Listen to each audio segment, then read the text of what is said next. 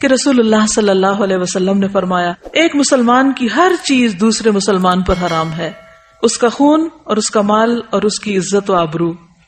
ایک اور جگہ پر آتا ہے کہ نبی صلی اللہ علیہ وسلم نے منا میں صحابہ سے مخاطب ہو کے فرمایا تم جانتے ہو یہ کون سا دن ہے؟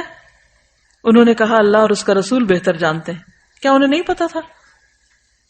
لیکن صحابہ احترام میں ایسا کہہ رہے ہیں، تو آپ نے فرمایا یقیناً یہ حرمت والا دن ہے۔ پھر آپ صلی اللہ علیہ وسلم نے پوچھا کیا تم جانتے ہو یہ کون سا مہینہ ہے؟ انہوں نے کہا اللہ اور اس کا رسول بہتر جانتے ہیں۔ تو آپ نے فرمایا یہ حرمت والا مہینہ ہے۔ پھر آپ نے پوچھا تو یہ کون سا شہر ہے؟ انہوں نے کہا اللہ اور اس کا رسول بہتر جانتے ہیں۔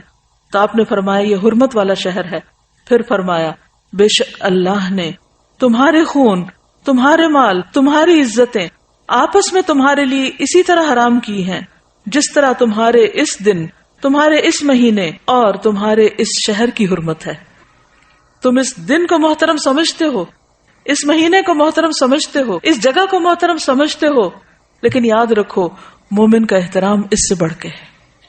ان احادیث کی روشنی میں اور آپ اپنے دلوں کا جائزہ لیں، کیا واقعی ہم احترام کے اس معیار پر پورے اترتے؟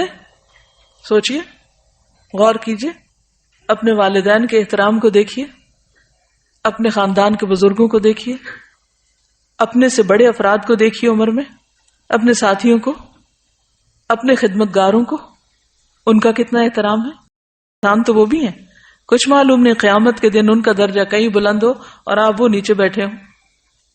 کیا واقعی دین کی یہ روح ہمارے اندر ہے؟ ہم مسلمان کہلانے کے لائق ہیں؟ حق رکھتے ہیں؟ دلوں کا جائزہ لیجئے۔ آج اسلامی معاشرے سے کیا اٹھ چکا ہے جس کی وجہ سے ساری خرابیاں پیدا ہو رہی، ساری بے چینیاں اور بے اطمینانیاں، اس کی بنیادی وجہ یہی ہے۔ صرف آج سے اگر آپ یہ عہد کر لیں کہ کوئی بڑا ہو یا چھوٹا مجھے اس کے ساتھ عزت اور احترام سے بات کرنی ہے، تو آپ دیکھیے کہ پوری فضا ہی تبدیل ہو جائے گی۔ اور کیوں کرنا ہے؟ کیا کسی سے انعام کی خاطر؟ کسی سے کچھ حاصل کرنے کے لیے؟ نہیں۔ کیوں کریں گے ہم احترام کسی کا؟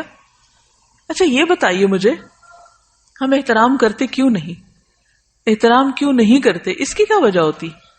اس کے پیچھے کیا نفسیات ہوتی؟ تکبر، ایروگنس۔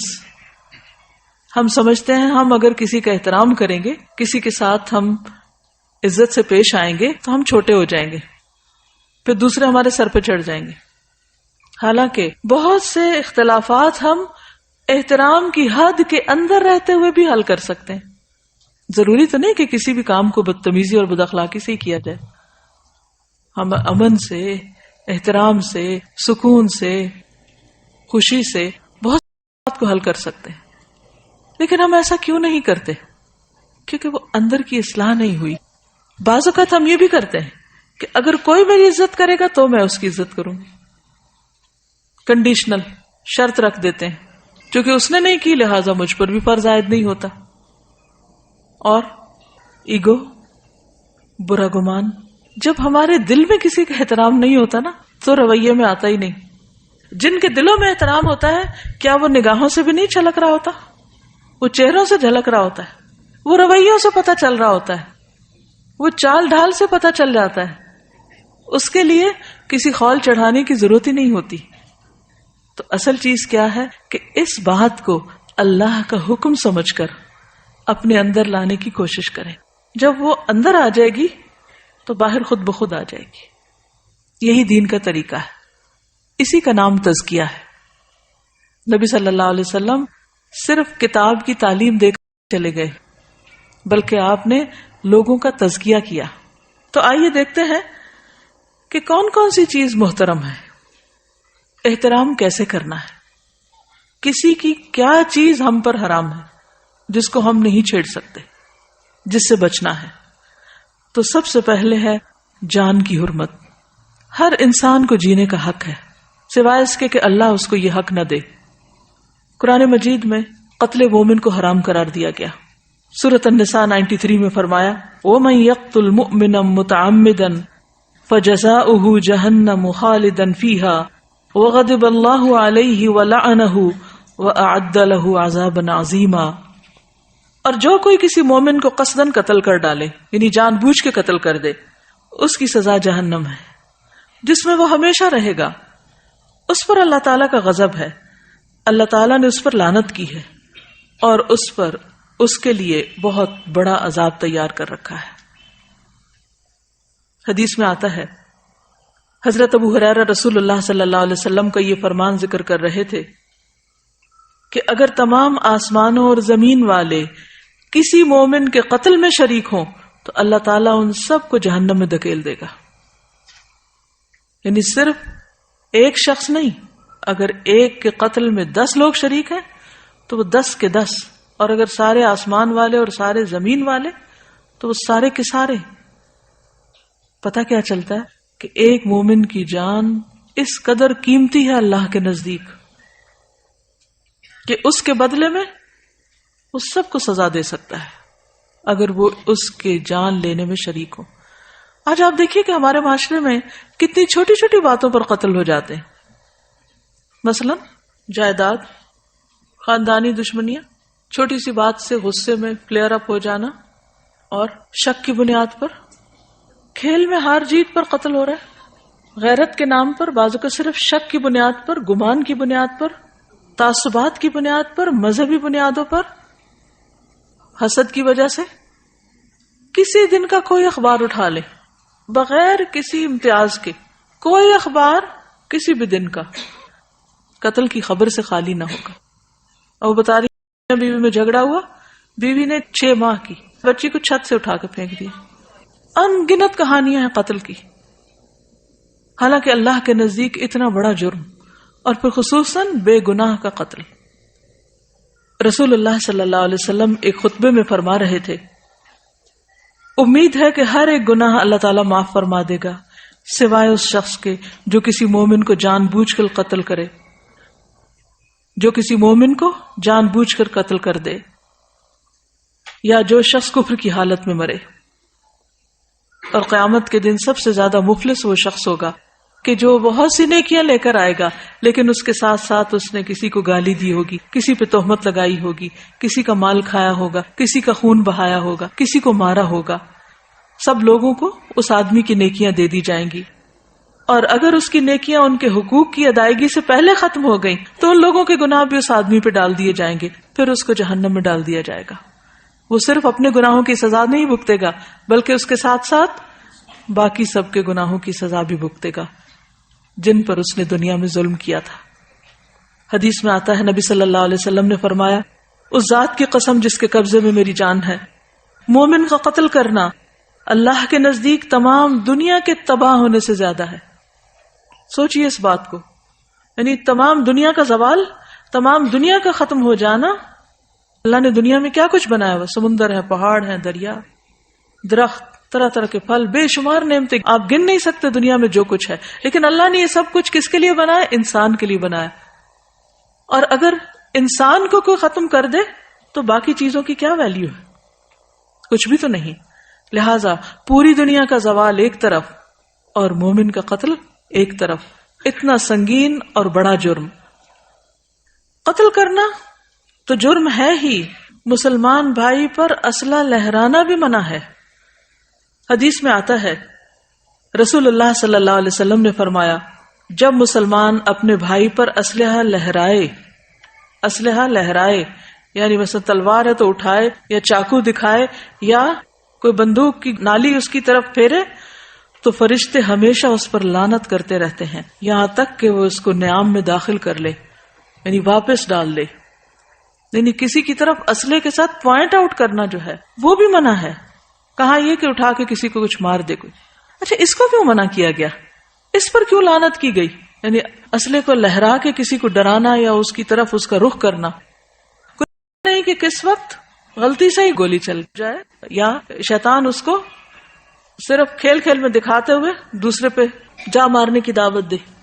خوف زدہ کرنا بھی منع ہے. میں جانتی ہوں ایک ایسی ماں کو جس کا تڑپ تڑپ کر برا حال تھا, اور اس کی وجہ صرف یہی تھی کہ دوست اکٹھے تھے, ان کے پاس اسلحہ تھا, اور وہ صرف جوک کر رہے تھے, اور اسی میں گولی چل گئی اور بچہ فوت ہو گیا. اور اس ماں کو کسی پل کسی پہلو قرار نہیں آ رہا تھا کہ یہ کیا ہو گیا. وہ جانے والا تو چلا گیا، لیکن لواحقین پیچھے جتنا تڑپتے ہیں اس تکلیف کا بھی آپ اندازہ کیجئے. اور اس میں انٹینشن نہیں تھی، قتل خطا تھا، لیکن کیا تھا؟ اس حدیث سے لا علمی کہ مذاق میں بھی یا کسی بھی طرح آپ لہراؤ بھی نہیں، نکال کے کسی کو ڈراؤ بھی نہیں. آج کل بچوں کے ٹوائز بھی بعض اوقات ایسے ہوتے ہیں، واٹر گنز جو ہیں ان میں پانی بھر کے ایک دوسرے کے اوپر پھینکتے رہتے ہیں اور وہ اسی کی پریکٹس ہوتی رہتی ہے. موویز ایسی دیکھتے ہیں، گیمز ایسی ہیں کہ جس میں باقاعدہ بیٹھ کے وہ سب کچھ اسکرین کے اوپر ہر وقت خون دیکھ رہے ہیں. تو آپ دیکھیے کہ جب اتنا کرائم دیکھا جاتا ہے تو پھر ذہن مسخ ہو کے رہ جاتے ہیں، اور پھر ان کرائمز کو کرتے وقت جھجک ہی نہیں ہوتی، حیا ہی نہیں ہوتا، کوئی خوف ہی نہیں ہوتا. بعض اوقات مائیں بچوں کی طرف جو بھی چیز ہاتھ میں ہوتی، چوری ہو، کینچی ہو، چمٹا ہو، کچھ ہو، کوئی سلائی ہو، اس سے بھی وار کرتی رہتی، اور بعض اوقات چھوٹ بھی جاتا ہے، تو اس سے بھی بچنا چاہیے. ابن عباس سے روایت ہے کہ نبی صلی اللہ علیہ وسلم نے فرمایا، لوگوں میں سب سے زیادہ مبغوض اللہ کے ہاں 3 لوگ ہیں، سخت ناپسندیدہ. نمبر 1 حرم میں ظلم کرنے والا، نمبر 2 اسلام میں جاہلیت کا طریقہ تلاش کرنے والا، اور نمبر 3 کسی شخص کا خون ناحق طلب کرنے والا، یعنی کسی شخص کے پیچھے پڑنے والا کہ وہ ملے تو اس کو مار ڈالے. ایسا شخص جو صرف تلاش ہی کر، بات کرتا ہے ٹارگٹ کلنگ، یعنی کچھ لوگوں نے اس کو ایک مذاق بنایا ہوا ہے یا ایک کھیل بنایا ہوا ہے، یا کچھ لوگوں کو اپنے ٹارگٹ پہ رکھا ہوتا ہے کہ فلاں فلاں کو مار ڈالنا ہے، اور اس کے لیے وہ راستے تلاش کرتے رہتے ہیں. تو ایسا شخص بھی اللہ کا انتہائی ناپسندیدہ شخص ہے کہ جو کسی کو مارنے کے درپے ہو. بے جا خون جنت کے دروازے پر رکاوٹ بن جائے گا.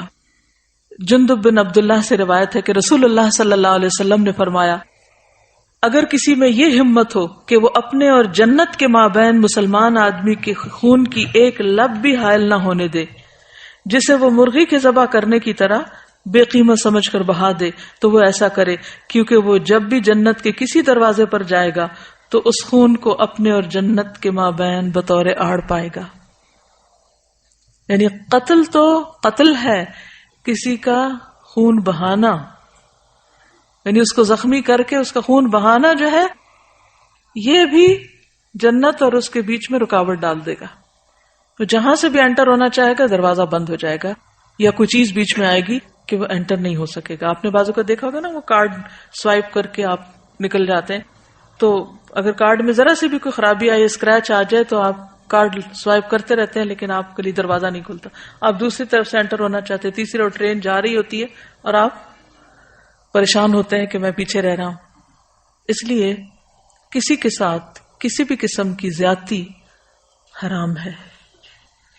قتل حرام ہے، اسلحہ لہرانا باعث لعنت ہے، اور اسی طرح کسی کے قتل درپے ہونا اور اس چیز کو سوچنا یا کہنا، یہ بھی ناپسندیدہ ہے. آپ نے دیکھا ہوگا کہ بعض اوقات تکیہ کلام کے طور پر لوگ کہتے ہیں I'll kill you.